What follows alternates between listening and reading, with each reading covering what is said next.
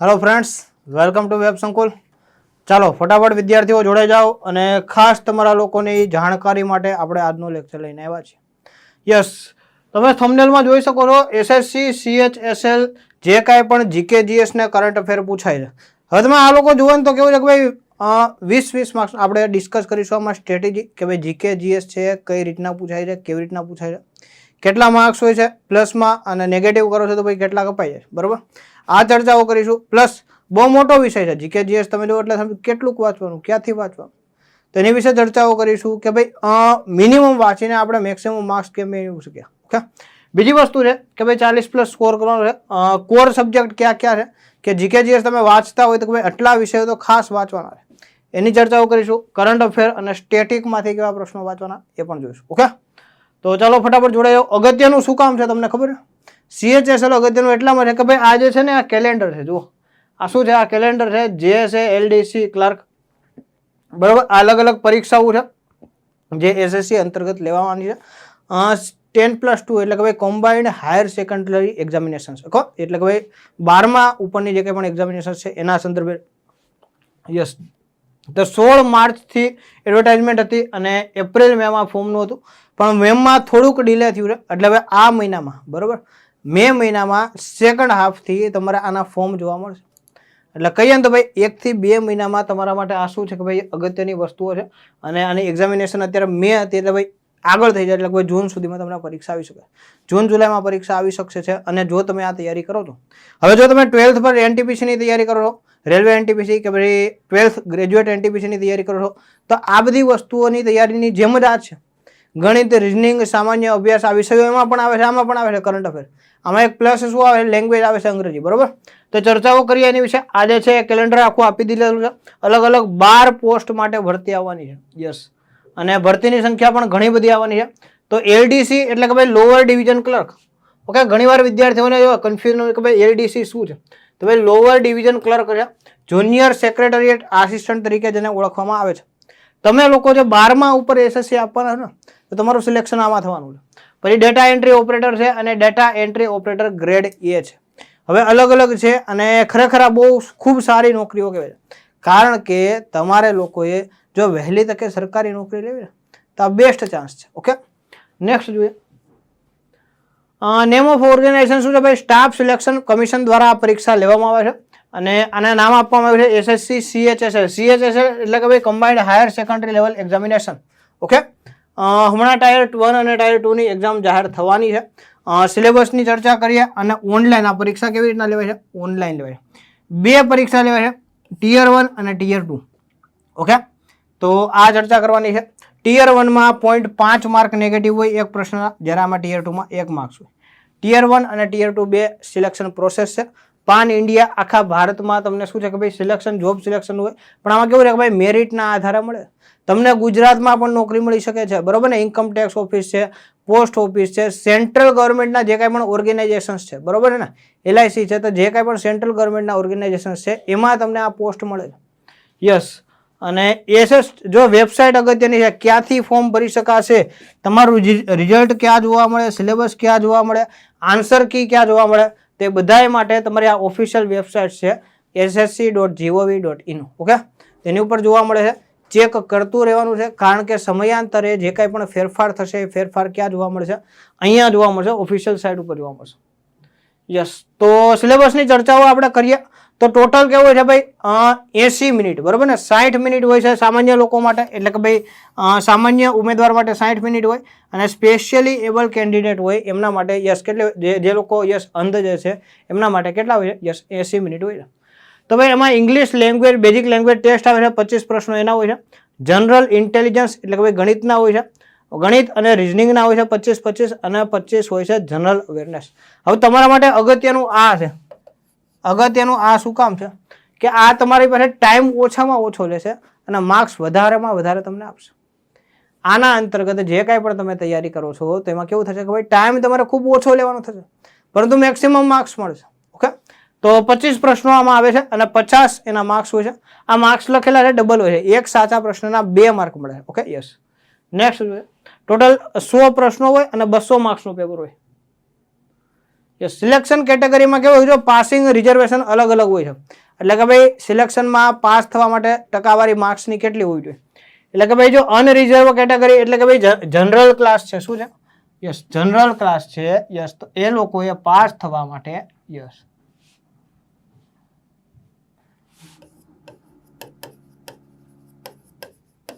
બરાબર 30% લાવવાના હોય છે. એટલે કે ભાઈ 60 માર્ક્સ લાવવાના હોય છે. જો અહીંયા તમને સાઈડમાં લખી દઉં કેટલા 60 માર્ક્સ 200 માંથી. બરોબર, કેટલામાંથી? 200 માંથી. જો ઓબીસી કે પછી ઈડબ્લ્યુ હોય તો ભાઈ 25% એટલે કે ભાઈ 50 માર્ક્સ અને 20%. બરોબર ને, બાકી બધા જે કંઈ પણ કેટેગરી છે એના 20% એટલે કેટલા લાવવાના? 40 માર્ક્સ લાવવાના હોય. તો આ પ્રકારે વાત છે. બરોબર ને, આ પ્રકારે વાત છે. જે કોઈ પણ વિદ્યાર્થીઓ છે એસસી, એસટી, ઓબીસી, ઈડબ્લ્યુએસ કે પછી જનરલ કેટેગરીથી બિલોંગ કરે તેમણે પોતાના કેટેગરી પ્રમાણે પાસિંગ માર્ક્સ લાવવાના હોય છે.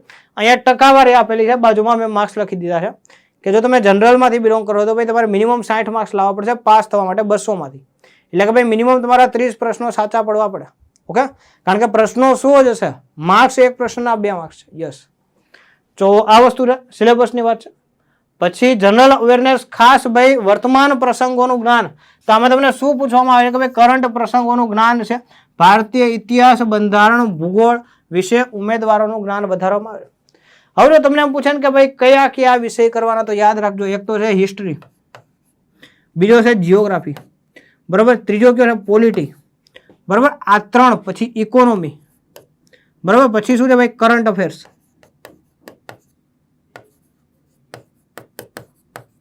અને પછી જે પ્લસ અગત્યનો વિષય છે એ સાયન્સ. આટલા વિષયો ખાસ અગત્યના છે.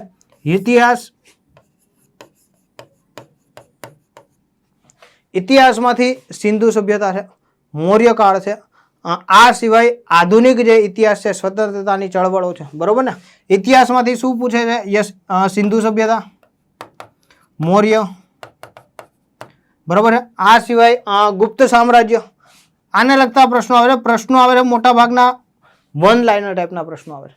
આ સિવાય મોડર્ન હિસ્ટ્રીમાંથી 1857ના સંગ્રામથી લઈ 1947ની આઝાદી સુધીના જે કાંઈ પણ કાર્યક્રમો છે એના સંદર્ભે અહીંયા પૂછવામાં આવે છે. ઇતિહાસમાંથી તમને આવા પ્રશ્નો પૂછવામાં આવે છે. સલ્તનત કાળના મુઘલ યુગના અમુક પ્રશ્નો પૂછવામાં આવે છે. બરાબર, તુગલક વંશના પ્રશ્નો પૂછવામાં આવે છે, ખિલજીના પૂછવામાં આવે છે. તો આને લગતું બેઝિક તમારી પાસે માહિતી હોવી જોઈએ. એકાદ વખત તમે વાંચેલું હોવું જોઈએ. ક્યાંથી વાંચવાનું? 6થા ધોરણથી લઈ 10મા ધોરણ સુધીની સામાજિક વિજ્ઞાન છે ને એ તમારે વાંચવાની છે. પછી આવી ગયું જીઓગ્રાફી, ભૂગોળ.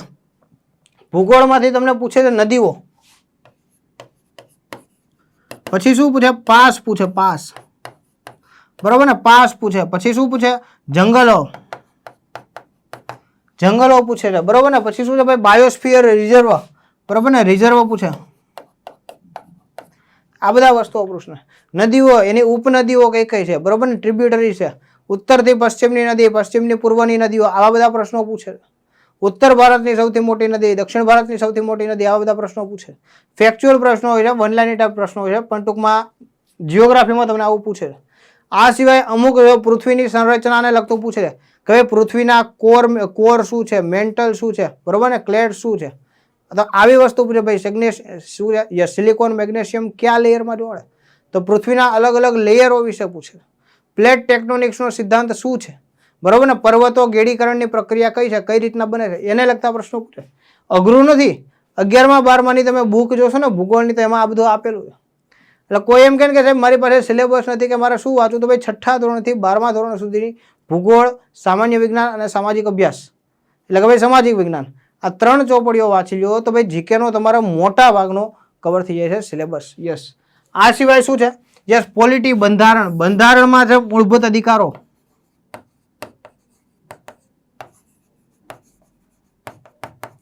બરોબર ને, માર્ગદર્શક સિદ્ધાંતો છે, બંધારણીય સુધારાઓ છે.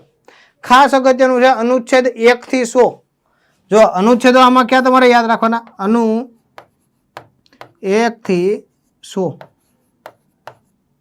અનુચ્છેદ 1 થી 100 તમારા લોકોએ ખાસ કરવાના છે, કારણ કે અનુચ્છેદ 1 થી 100 એવા છે કે જે વારંવાર તમને પૂછાય. એમાંથી જ પૂછે છે. આમાં રાજ્ય નીતિના માર્ગદર્શક સિદ્ધાંતો આવી ગયા, મૂળભૂત અધિકારો આવી ગયા, નાગરિકતાને લગતી બાબતો આવી ગઈ, બરોબર, દેશ અને રાજ્યના નામ સીમા ક્ષેત્રમાં પરિવર્તનને લગતી બાબતો આવી ગઈ. તો આ બધી જ વસ્તુઓ આમાં આવી ગઈ છે. યસ, તો અનુચ્છેદ 1 થી 100 રાષ્ટ્રપતિને લગતા અનુચ્છેદ આવી ગયા, ઉપરાષ્ટ્રપતિને આવી ગયા, વડાપ્રધાન, એટર્ની જનરલ, આ બધાના અનુચ્છેદ 1 થી 100 ની અંદર આવી ગયા. સંસદ, રાજ્યસભા, વિધાનસભા. બરોબર, તો અનુચ્છેદ 1 થી 100 છે ને તમને લોકોને ખાસ આવડવો છે. આ સિવાય બંધારણીય સુધારાઓ, છેલ્લે થયેલા બંધારણીય સુધારાઓ 4 થી 5 બંધારણીય સુધારાઓ છેલ્લા જે 4-5 વર્ષમાં થયા હોય એ છે. આ સિવાયના અગત્યના બંધારણીય સુધારાઓ એટલે કે ભાઈ પક્ષ પલટા વિરોધી કાયદો છે. મતદાતાઓની ઉંમર 21 વર્ષથી ઘટાડીને 18 વર્ષ કરવામાં આવી એ કાયદો છે. તો આવા જે બંધારણીય કાયદાઓ જે છે બરોબર સુધારાઓ થકી થયેલા છે એના લગતું તમને પૂછવામાં આવે. તો બંધારણમાં તમારે આ બધી વસ્તુ કરવાની છે. ઇકોનોમીમાં તમને શું પૂછે? અર્થશાસ્ત્રમાં તો ભાઈ પંચવર્ષીય યોજનાઓ વિશે પૂછે. શેની વિશે પૂછે? પંચવર્ષીય યોજનાઓ વિશે પૂછે. આર્થિક વૃદ્ધિ અને આર્થિક વિકાસ વિશે પૂછે. આ સિવાય માઇક્રો ઇકોનોમિક્સ ને મેક્રો ઇકોનોમિક્સ બરોબર ને, સૂક્ષ્મલક્ષી અર્થશાસ્ત્ર અને બૃહદલક્ષી અર્થશાસ્ત્ર શું કહેવાય એના સંદર્ભે પ્રશ્ન પૂછે. આ સિવાય તમને શું પૂછે છે ખબર કે ભાઈ જીડીપી શું છે? જો જીડીપી છે, જીએનપી છે, યસ જીએનપી છે, ઓકે યસ, બજેટ છે, નેશનલ ઇન્કમ છે. આ સિવાય શું પૂછે? માથાદીઠ આવક છે. બરોબર, આવું તમને પૂછે. અર્થશાસ્ત્રમાં બીજું શું પૂછશે? યસ, બંધારણને લગતું, યસ બજેટને લગતું પૂછશે. ઓકે, અગત્યનું રાષ્ટ્રીય આવકને લગતું પૂછે. હ્યુમન ડેવલપમેન્ટ ઇન્ડેક્સ, માનવ વિકાસાંક, આને લગતા પ્રશ્નો પૂછે. એ તમારે શેમાંથી કરવાના છે? ઇકોનોમી પોર્શનમાં કરવાનું છે. હવે આ તમે 4 વસ્તુ કરશો, 4 વિષય આ થયા અને અહીંયા 5મું થયું કરંટ અફેર. કરંટ અફેરમાં ખાસ તમારે શું કરવાનું છે? છેલ્લા 8 થી લઈને 10 મહિના. ઓકે, હાલની તારીખે હું તમને કહું, માનો કે ભાઈ તમારી જૂન જુલાઈમાં પરીક્ષા હોય તો તમારે સપ્ટેમ્બર 2025 થી કરંટ કરવાનું રહે. ઓકે, સપ્ટેમ્બર 2025 થી કરંટ કરો કે એથી કરીને મોટા ભાગનું તમારું કરંટ કવર થઈ જાય. કરંટના કદાચ 7 પ્રશ્નો પૂછે ને તો 7 માંથી 6 પ્રશ્નો એવા હશે કે જે સપ્ટેમ્બર 2025 પછીના હશે. એટલે કરંટ એવી રીતના કરવાનું છે. કરંટ સેન્ટ્રલ ગવર્મેન્ટનું કરવાનું છે. સેન્ટ્રલ ગવર્મેન્ટનું મતલબ કે ભાઈ ભારતમાં નવા નવા શું ફેરફારો થઈ રહ્યા છે, ભારત સરકારની યોજનાઓ શું છે, ભારત સરકારના નવા ઇનિશિયેટિવ શું છે, ભારત સરકાર દ્વારા કઈ કઈ વસ્તુઓ કરવામાં આવી છે, આરબીઆઈ દ્વારા શું કરવામાં આવ્યું છે, આને લગતા પ્રશ્નો પૂછશે. ઓકે યસ, અલગ અલગ રાજ્યોમાં જો કોઈ પણ મોટા ફેરફારો થયા હોય કે જે દેશ લેવલે ખૂબ નામ ધરાવતા હોય તો એને લગતી વસ્તુઓ પૂછશે. પછી એવું સાયન્સ, સૌથી અગત્યની વસ્તુ છે સાયન્સ. હવે તમને એમ થાય કે સાહેબ સાયન્સ, યસ, તો આમાં તમારે રાસાયણિક સૂત્રો, ઓર્ગેનિક અને ઇનઓર્ગેનિક કેમિસ્ટ્રી આવે છે. બરોબર છે, એ વસ્તુ છે.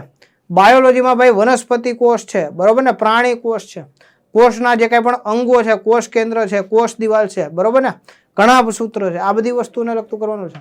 ખરેખર આ શું છે ખબર? આ બધી વસ્તુ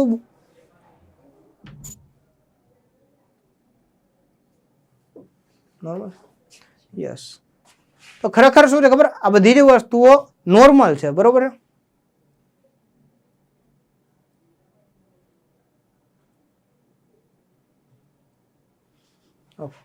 યસ, તો આ વસ્તુઓ તમારે ખાસ જોવાની છે કારણ કે એમાંથી જો પ્રશ્નો આવે છે. ઓકે, તમને પૂછશે. યસ, આ સિવાય શું પૂછે? અમુક મિરર લક્ષે પૂછે. બરોબર ને, અંતર્ગોળ અરીસો, બહિર્ગોળ અરીસો અને લેન્સ. ઓકે, આના લગતા પ્રશ્નો પૂછે છે.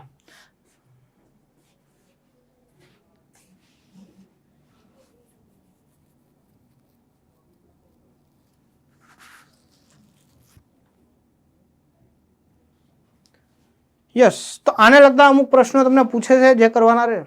આ સિવાય પ્રકાશનું પરિવર્તન થાય છે. બરોબર ને, જાની વાલી પીનારા, પ્રકાશનું પરાવર્તન છે.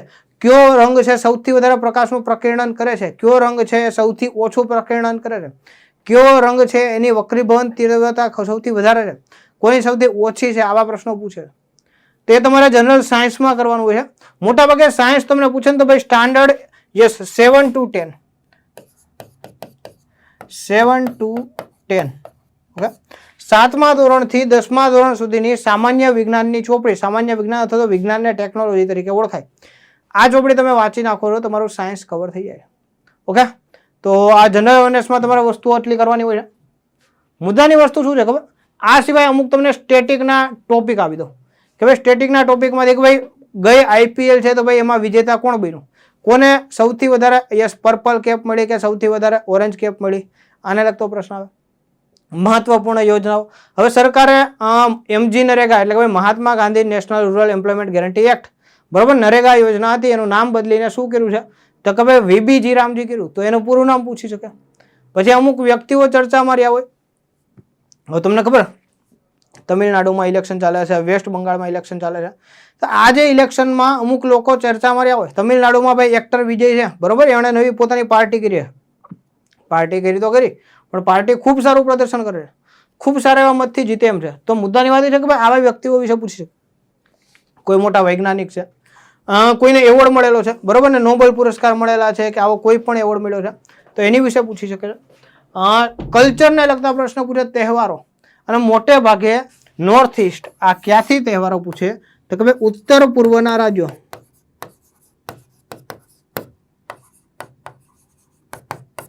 યસ, ઉત્તર પૂર્વના રાજ્યોમાંથી જે કાંઈ પણ છે સંસ્કૃતિ, કલ્ચર, એને લગતા પ્રશ્નો પૂછવામાં આવે.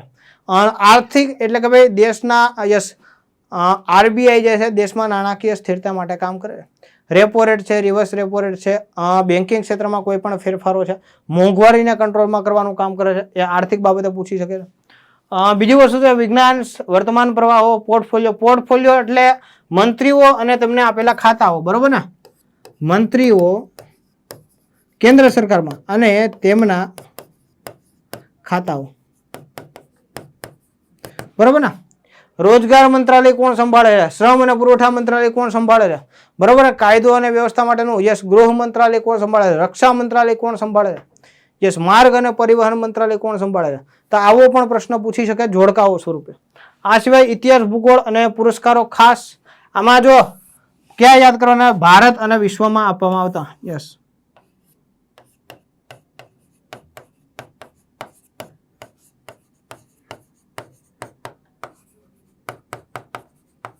બરોબર ને. ઓસ્કાર છે, ગ્રેમી છે, નોબેલ પુરસ્કાર છે. યસ, બરોબર છે. પર્યાવરણ માટેનો પેટા એવોર્ડ છે. યસ, આ સિવાય કયો એવોર્ડ છે? યસ, આ સિવાય અગત્યના એવોર્ડ જેને કહી શકાય તો એવા ક્યાં છે? યસ, ભારત રત્ન, પદ્મભૂષણ, બરોબર, પદ્મ પુરસ્કારો. તો આવા બધા પ્રશ્નો પૂછી શકે છે. વીરવાળ પુરસ્કારો. યસ, આ સિવાય અમુક ટ્રોફીઓ જીતવામાં આવી હોય, બરોબર ને, IPL છે અથવા તો સ્પોર્ટ્સને લગતી કોઈ પણ ઇવેન્ટ છે, કોમનવેલ્થની ઇવેન્ટ છે, તેના લગતા પ્રશ્નો આવે છે. યસ, સાયન્સ એન્ડ ટેકનોલોજી, અહીંયા ખરેખર શબ્દ શું વાપરવું પડે? જન ટેકનોલોજી. ડિફેન્સ ક્ષેત્રમાં આપણું DRDO છે, આપણું ISRO છે, એમના દ્વારા જે કંઈ પણ મિસાઇલ્સ બનાવવામાં આવે છે, સેટેલાઇટો બનાવવામાં આવે છે, એને લગતા પ્રશ્નો તમને સાયન્સ એન્ડ ટેક સ્વરૂપે પૂછવામાં આવે છે. યસ, ઇતિહાસ છે અને ભૂગોળમાં છે, આપણે આગળ ચર્ચાઓ કરી ગયા. જો તાજેતરમાં કોઈ જગ્યાએ ઐતિહાસિક સાઇટ મળી હોય તો એને લગતા પ્રશ્નો પૂછી શકે છે. તાજેતરમાં કોઈ જગ્યાએ મોટો, બરોબર ને, દેશનો સૌથી મોટો બ્રિજ બનાવવામાં આવ્યો, સૌથી મોટો ડેમ બનાવવામાં આવ્યો, સૌથી મોટો હાઇડ્રો ઇલેક્ટ્રિક પ્લાન્ટ બનાવવામાં આવ્યો, તો આવા જે કંઈ પણ ફેરફારો છે, સોલાર જનરેશન પાર્ક બનાવવામાં આવ્યો, તો એને લગતા પ્રશ્નો પણ આવી શકે છે. તો આપણો પ્રયત્ન એ જ રાખવાનો કે જો કોઈ પણ પ્રશ્નો પૂછે તો આપણને આવડો. આપણે ઉમેદવારોની આસપાસના પર્યાવરણ અંગે જો કરંટમાં તમારે શું કરવાનું? તમારા આસપાસના પર્યાવરણ અંગેની સામાન્ય જાગૃતિ અને તેની આસપાસ વિશ્વમાં શું થઈ રહ્યું છે. હવે તમને ખબર છે કે અત્યારે વિશ્વમાં યુદ્ધનો માહોલ ચાલુ છે, બરોબર ને. ઈરાન અને ઇઝરાયલ અને આ બાજુ અમેરિકા, તો આ બધા જે યુદ્ધના માહોલના ખેલાડીઓ છે તેને લગતા પ્રશ્નો પૂછી શકે. ભાઈ કોઈ દેશ છે તો એની બોર્ડર પૂછી લે. ભારત અને ભારતના જે પાડોશી દેશો છે તો એના બોર્ડરના પ્રશ્ન પૂછી શકે. દરિયાઈ બોર્ડર અને જમીની બોર્ડર ધરાવતા દેશો વિશે પૂછી શકે. Okay, yes. એમાં સૌથી લાંબી બોર્ડર કયા દેશ સાથે ધરાવે છે? સૌથી ટૂંકી બોર્ડર કયા દેશ સાથે ધરાવે? આવું તમને પૂછી શકે. યસ, અને કરંટમાં તમારે ઇકોનોમિક સેન્સ એટલે ઇકોનોમિક સેન્સ એટલે શું સાહેબ? તો કે ભાઈ જે કાંઈ પણ છે સરકારની યોજનાઓ, બરાબર, નાણાકીય સહાય વાળી.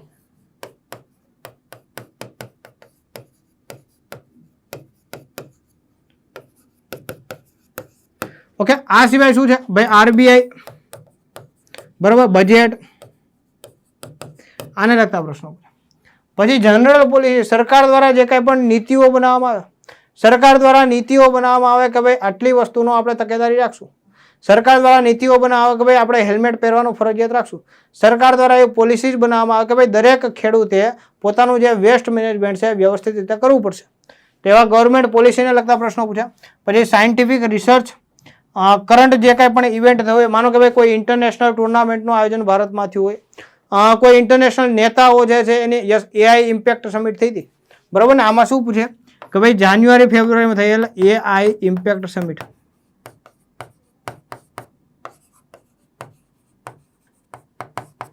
એને લગતું પૂછી શકે.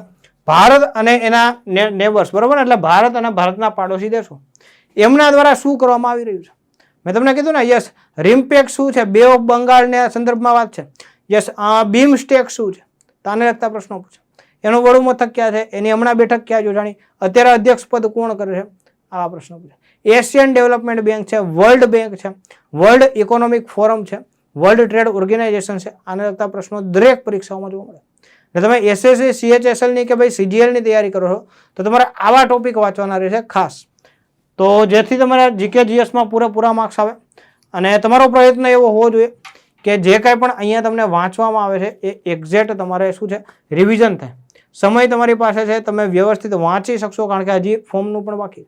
એટલે વ્યવસ્થિત વાંચીને તૈયારી કરીને તમે આમાં માર્ક્સ મેળવી શકશો. અને જો આના આગળ જતાં આપણે એવા લેક્ચર પણ લાવીશું કે જેમાં આના પ્રશ્નોની ચર્ચા કરવામાં આવે. જીકે જીએસ અને કરંટના પ્રશ્નો હું તમને ભણાવીશ. મારું નામ છે પાર્થ ડોડિયા. ઓકે, જો તમે નવા રહો ચેનલ ઉપર તો ચેનલને સબસ્ક્રાઇબ કરવાનું ભૂલતા નહીં. અને જો આ માહિતી તમને ગમે છે, કારણ કે આપણે લાવવાના છે પૂરેપૂરા માર્ક્સ, જો માહિતી ગમે છે તો લાઇક કરવાનો છે વિડીયોને, અને તમારી જેવા બીજા મિત્રો જે છે, ભાઈબંધો છે, બહેનપણીઓ છે, મામા માસીના દીકરા દીકરીઓ છે, એમની સુધી પહોંચાડવાનું, કે જેથી કરીને આ વર્ષમાં અથવા તો આવતા વર્ષમાં તમે આ જે છે સપનું એ સાકાર કરી શકો. તમારા પરિવાર માટે સૌથી બેસ્ટ વસ્તુ શું ખબર? ઘણીવાર છોકરા છે ને, મમ્મી પપ્પાનો બર્થડે આવે ત્યારે કહેતા પપ્પા તમને શું ગિફ્ટ આપો, મમ્મી તમને શું ગિફ્ટ આપો. પણ એક વસ્તુ સમજો, તમે ગિફ્ટ ખરેખર એ મા બાપ માટે ગિફ્ટ શું છે ખબર? એનો દીકરો કે એની દીકરી આર્થિક રીતે સ્વતંત્ર રહે, પોતાના પગ ભર ઊભા થઈ જાય. અને આ ગિફ્ટ તમે ખરેખર આપશો ને તો તમારા મા બાપ ખૂબ રાજી થશે. ઓકે, તો આજનો લેક્ચર આપણે અહીંયા સુધી રાખીએ છીએ. નેક્સ્ટ લેક્ચરમાં ફરીવાર મળીશું. ત્યાં સુધી જય હિન્દ, જય ભારત, વંદે માતરમ. Thank you.